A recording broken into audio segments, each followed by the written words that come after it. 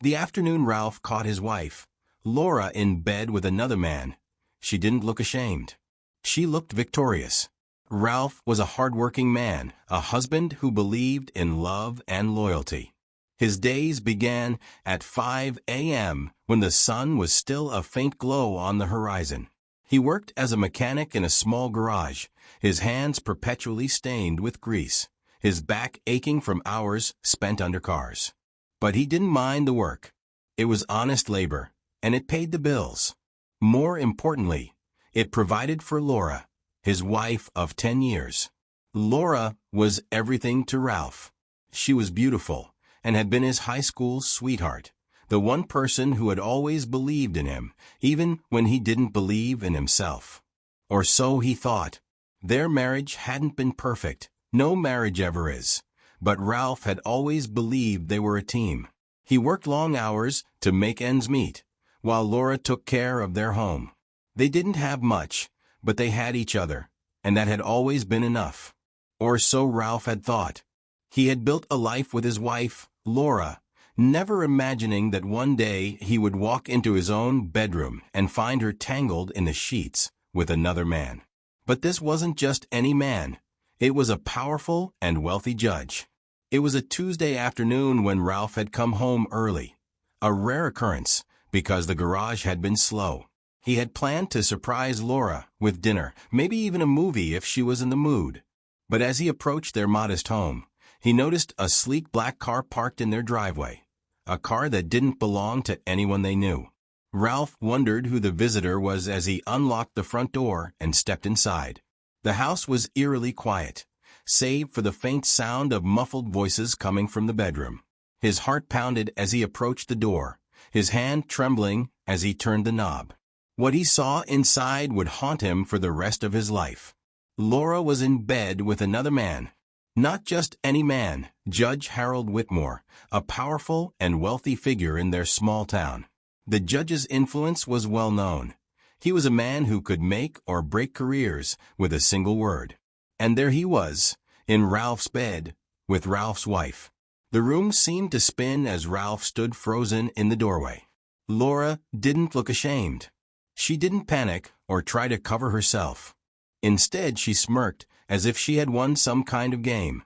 The judge, however, remained calm, almost indifferent, as if Ralph's presence was nothing more than a minor inconvenience. The message was clear. Ralph was nothing compared to the man she had chosen. The judge didn't even bother to hide his arrogance. He leaned back against the pillows, smirking. "You weren't supposed to be home," Laura said, her voice calm, almost bored. Ralph clenched his fists. "After everything I've done for you, this?" The judge chuckled. "Looks like your wife just upgraded." Ralph wanted to fight, but he knew the truth. He was powerless. The judge had connections, wealth, and influence. If Ralph so much as laid a hand on him, he could lose everything in an instant. Days after, just when he thought things couldn't get worse, Laura filed for divorce. She didn't admit to cheating. Instead, she twisted the truth, accusing Ralph of abuse and manipulation, claims that were completely false, but hard to fight against. The court sided with her, thanks to the judge's influence, and in the end, Ralph lost almost everything. His savings, his home, even part of his future income, all taken away in a divorce that was as ruthless as it was unfair. Once a proud man, Ralph was now broken, betrayed, and nearly penniless. But if Laura and her powerful lover thought they had destroyed him forever, they were wrong. Because Ralph wasn't done yet. Ralph had lost almost everything, his home, his money, his dignity. But he refused to let betrayal define him. If Laura and the judge thought they had destroyed him for good, they were wrong. Ralph wasn't going to beg. He wasn't going to fight them in court. He was going to hit them where it hurt the most. With the little money he had left, he sold what remained of his belongings and disappeared without a trace. He moved to a new city, far from the place where his life had been ripped apart. No friends, no connections, just a fresh start. But before he vanished, he left behind a ticking time bomb. What Laura and her powerful lover had forgotten was that Ralph had cameras in his home. The security system, meant to keep their house safe, had unknowingly captured the affair in perfect clarity. Video evidence of Laura and the judge sneaking around, of whispered conversations, of moments that should have remained hidden. From the shadows, Ralph compiled the footage.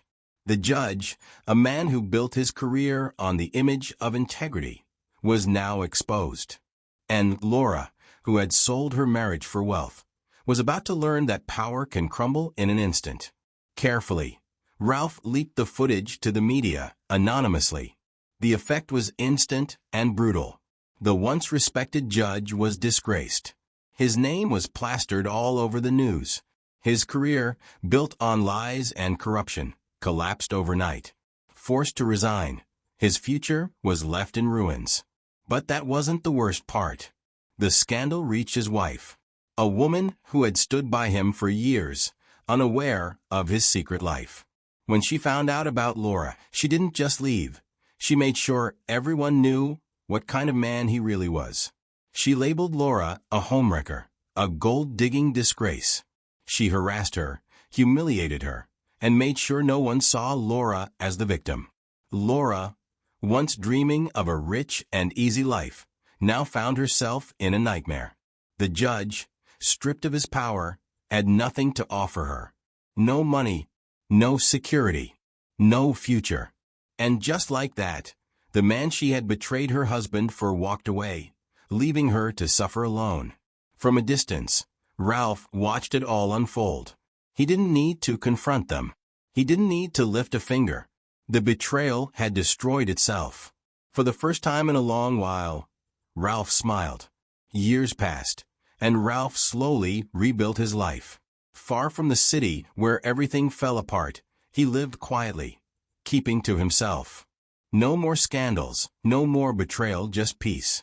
He worked an honest job, kept a low profile, and enjoyed the simple freedom of being unknown. The past? It felt like a distant memory. The sting of Laura's betrayal had faded with time, and the rage that once fueled him was gone. He had won. He had moved on. Life was steady and predictable. He spent his evenings reading, his weekends exploring the nearby countryside, and his nights sleeping soundly, free from the chaos that had once defined his life. But he was wrong. Ralph had no idea what was coming.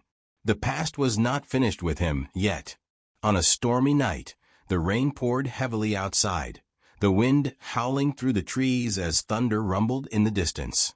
Ralph sat in his dimly lit living room, sipping a cup of coffee, lost in thought. His life was quiet now, just the way he liked it. Then came the knock. It was slow, deliberate. 3 steady taps. Ralph frowned. He wasn't expecting anyone, and he rarely had visitors. For a moment, he considered ignoring it, but something compelled him to answer. He walked to the door and hesitated before unlocking it. The storm raged on outside, but the sight before him made his blood freeze. There she was. Laura, the woman who had once shattered his life, stood on his doorstep, soaked to the bone, shivering. But she wasn't the Laura he remembered. Her beauty was gone. Her once glowing skin looked pale and lifeless. Her eyes, once filled with arrogance, were now hollow and sunken. She looked weak, broken, desperate. Ralph didn't say a word. He just stared at her, waiting. Laura swallowed hard, her lips trembling as she finally spoke. "Ralph, I need your help." Laura's hands trembled as she clutched the doorway for support. Her breath was shaky, her voice barely above a whisper. "Everything went wrong after you left, Ralph." She swallowed hard, avoiding his gaze. "The judge abandoned me. He acted like I never existed. I had no money, no home, nothing.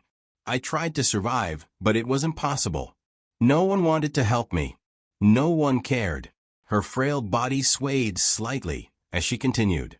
But that wasn't the worst part. She finally looked up, her hollow eyes filled with something Ralph couldn't quite place. Fear, regret, maybe both. "He infected me with HIV.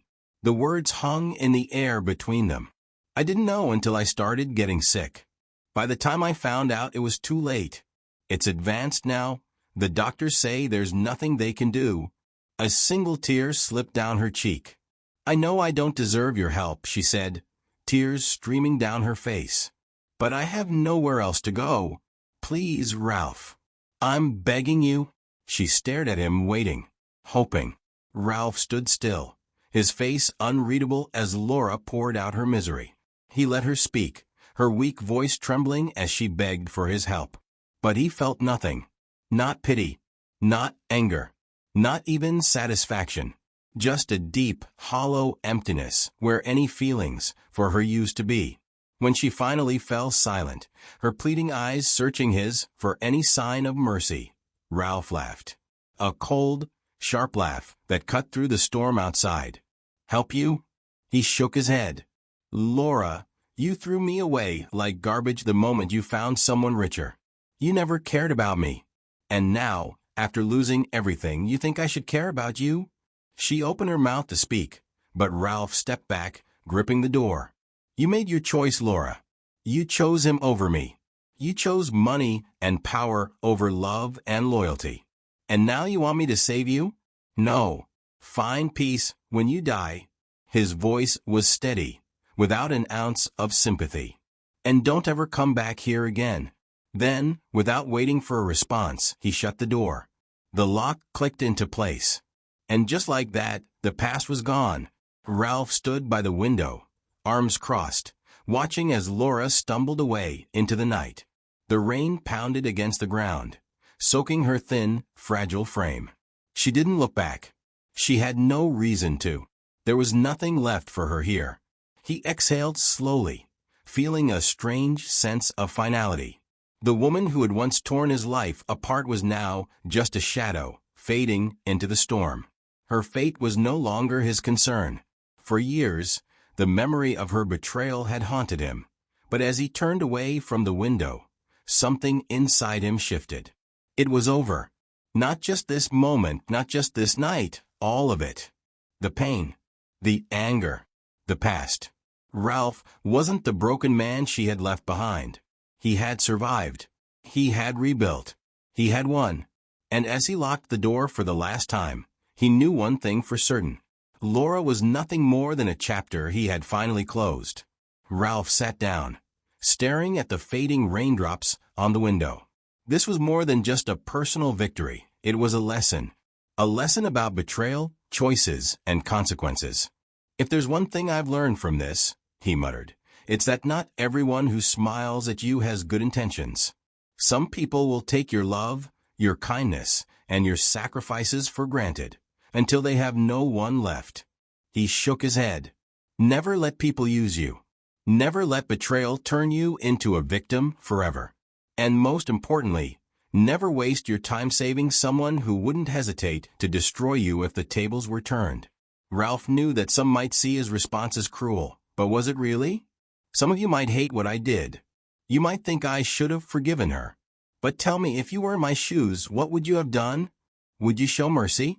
Or would you walk away knowing they deserved exactly what they got? Let's hear your thoughts in the comments. Like, share, and subscribe for more stories like this. Thank you for watching.